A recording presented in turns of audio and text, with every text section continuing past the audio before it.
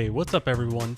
Today we're going to take a look at interacting with the console using Google Chrome's Command Line API. The Command Line API contains a collection of functions performing common tasks like selecting and inspecting DOM elements, displaying data in a readable format, stopping and starting the profiler, monitoring DOM events, and much more. Debugging is an important part of being a developer, and knowing how to leverage Google Chrome's console can be very beneficial. It has some well-documented functions that can help you get your web application in better shape. We'll start with the $_.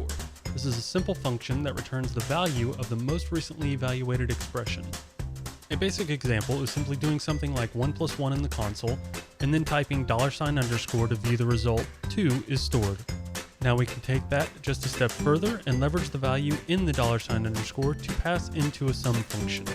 The new result, 4, will now be stored in the $_. You can also leverage $_ for DOM elements as well, by simply using the $selector and returning a DOM element, then checking the $_ value to show the DOM element that was returned.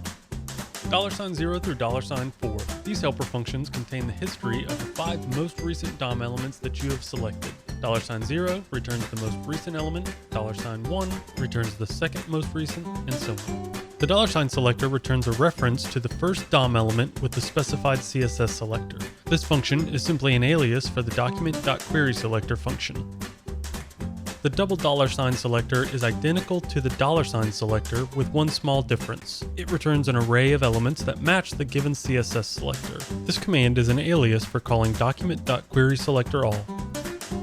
The $x function will return an array of DOM elements that match the given XPath expression.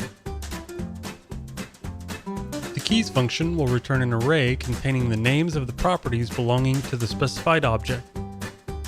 The values function returns an array containing the values of all the properties belonging to the specified object.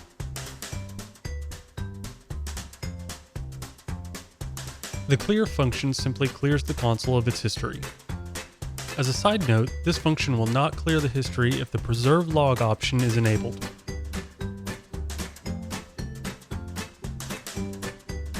The copy function, as its name implies, copies a string representation of the specified object to the clipboard. You can use the copy function to copy JavaScript objects, arrays,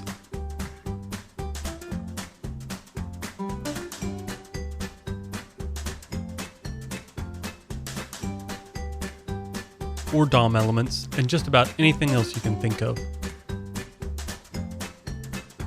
The debug function accepts any JavaScript function as an argument. When that function is invoked, the debugger will attach and break inside the function on the sources panel, allowing you to step through the code and debug it from the beginning of that function. Undebug stops the debugging of the specified function so that when the function is called, the debugger is no longer invoked. The monitor function accepts a function just like the debug function. When the function specified is called, a message is logged to the console that indicates the function name, along with the arguments that are passed to the function when it was called. The unmonitor function simply stops the monitoring of the specified function.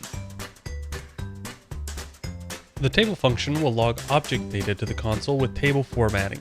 You can pass a data object in, and also an optional second parameter to specify column headings.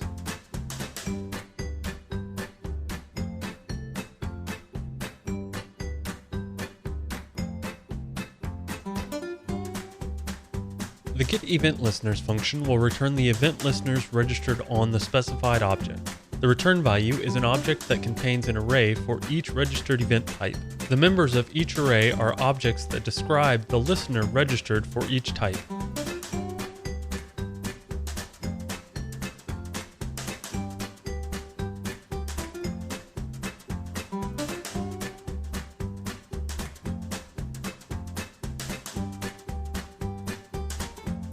The monitorEvents function accepts an object and an array of events. When one of the specified events occurs on the specified object, the event object will be logged to the console. You can specify a single event to monitor, an array of events, or one of the generic event types that are mapped to the predefined collection of events. The inspect function will open and select the specified element or object in the appropriate panel. either the Elements panel for DOM elements and the Profiles panel for JavaScript heap objects.